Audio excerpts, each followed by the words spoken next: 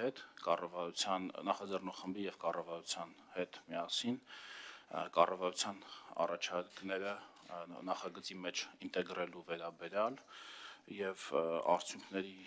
մասին մեզ տեղեկացնելու համար խոսքը տրամադրում եմ նախաձեռնող խմբի լիազոր ներկայացուցիչ պարոն Արտակ Զեյնալյանին։ Խնդրեմ, պարոն Զեյնալյան։ Բարև ձեզ, հանձնաժողովի հարգելի նախագահ, հանձնաժողովի հարգելի անդամներ, կառավարության ներկայացուցիչներ։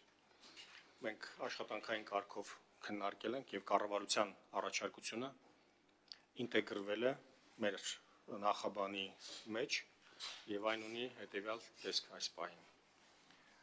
Նախաբանն եմ ընթերցում միայն օրենքի։ Հայաստանի Հանրապետությունը նպատակ ունենալով զարգացնել ժողովրդավարական ինստիտուտները,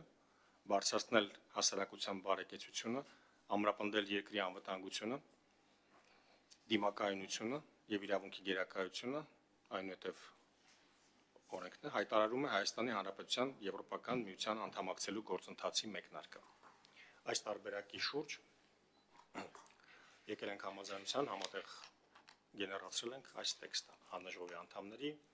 կառավարության ներկայացուցիչի եւ նախաձեռնող խմբի անդամների հետ։ Այսքանը։ Այսինքն պրակտիկորեն տեղի ունեցել հետևյալը, հարգելի գործընկերներ, նախաբանից դուրս է եկել առաջին հատվածը Հայաստանի Հանրապետությունը արտահայտելով հայ ժողովրդի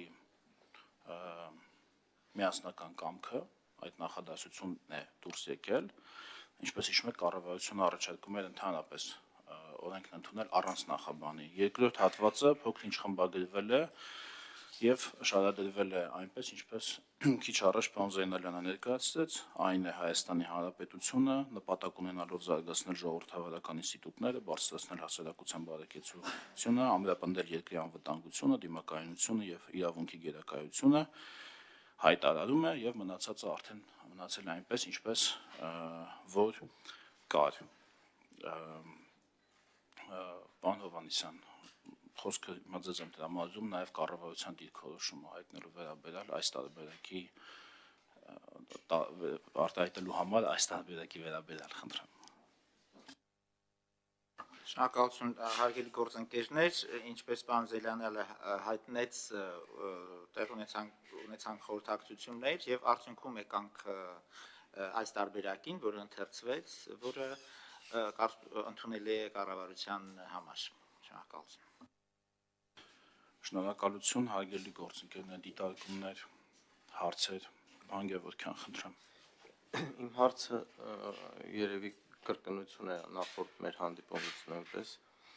Ուզում եի իմանալ այս ընթացքում հաշվի առնելով, որ արդեն 3 շաբաթ է անցել մեր վերջի քննարկումից հետո, արդյոք կա որևէ պաշտոնական արձագանք ԵՄ-ի գործադիր մարմիններից այս նախաձեռնության հետ կապված։ Նշեմ նաև, որ եթե չեմ սխալվում, անցած շաբաթ տեղի էր ունեցել մեր եւ ԵՄ-ի հանձնաժողովի նիստ, որը վարում էր նաև փոխվարչապետ Մայր Գրիգորյանը։ Ամեն դեպքում այս պայծրությամբ դա միակ, եթե ճիշտ եմ հասկանում, գործող entity-ն է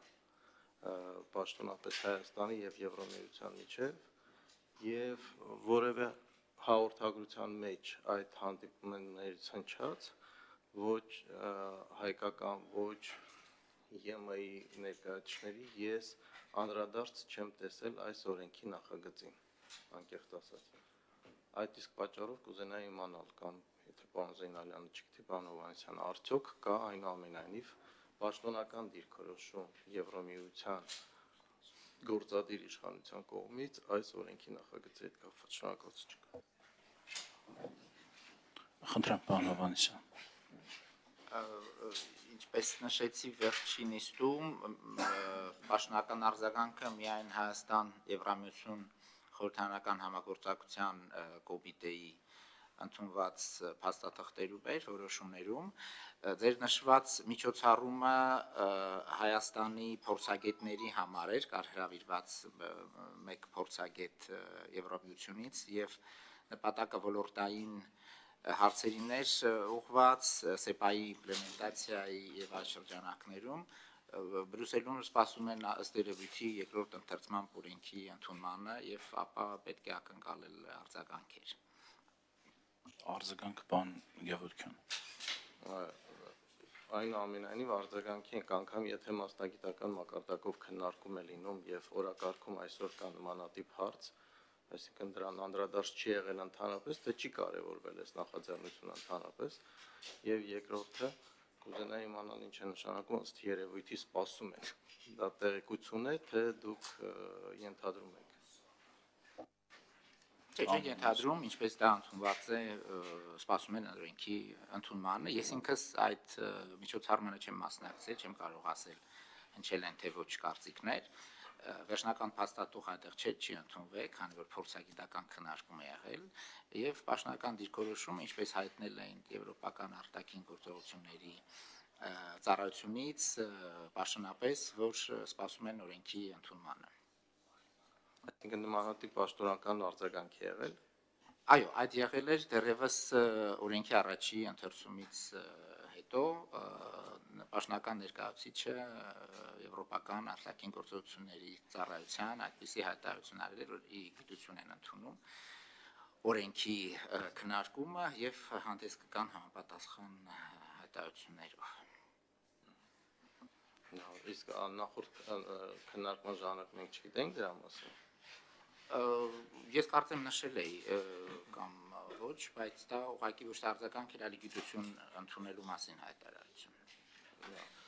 Ես պարզապես քանի որ գիտեմ նաև Եվրոմիության աշխատանքի ոճը, աշխատալը թեվը եւ այլն, ըստ էության իրանք երբեք չեն սպասում երկրորդ կամ երրորդ ընթերցումներին, այլ եթե կա քաղաքական որոշում, իրանք այդ քաղաքական որոշումը ի սկզբանե ինչ որ ձևով կամ ողջունում են կամ ընդառաջում են կամ դրական են արձագանքում կամ չեն արձագանքում, ինչևից է։ Ես ճիշտ հասկացա, որ նախաբանը փոխվել է եւ հիմա կոնկրետ նպատակներն են նշվում այս օրենքի։ Չէ, նախորդում նախաբանը։ Նախորդում էլ է նշվում կոնկրետ նպատակները, ձևակերպումն է փոխվել։ Նախորդում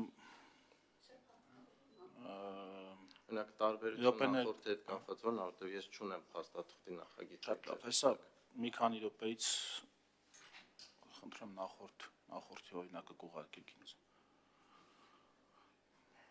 Եթե այլ դիտարկումներ կան, ես հեսա ձեր մոտ կա։ Հա, պարոն Զայնալյան։ Ինչևից էլ ամեն դեպքում ես կուզենայի իմանալ ճշտել հատկապես անվտանգության ոլորտի հետ կապված մեր ակնկալիքները որոնք են օրենքը ընդունելուց հետո գործընթացների առումով։ Խնդրեմ, պարոն Զայնալյան։ Ես ներկայացնում